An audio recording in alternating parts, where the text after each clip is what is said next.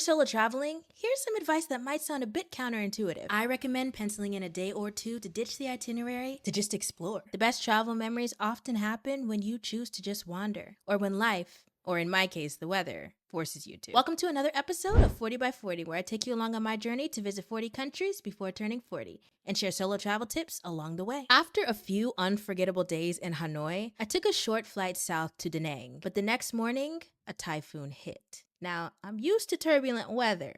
I grew up in Tornado Alley, but being in a new country with little English information on the weather online felt a little bit different.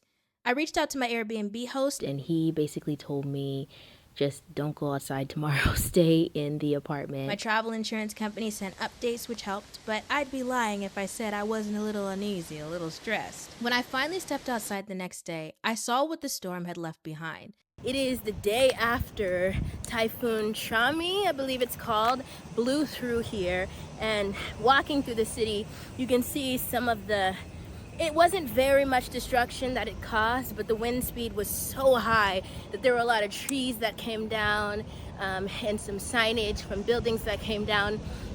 But other than that, we were very, very fortunate to not have too much damage here. Fallen trees, scattered limbs, and locals already cleaning up like it was just another day. And that's when I realized something.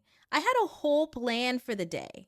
I had everything listed out that I wanted to see in Da Nang. But after the stress of the typhoon, I just didn't have it in me to keep up with that plan. So I decided to do the opposite, to slow down, to walk without a destination, and to just see what the day wanted to show me. And that's why I always tell people, plan a day or two to just wander. So if you need to slow down, you've already made space for it.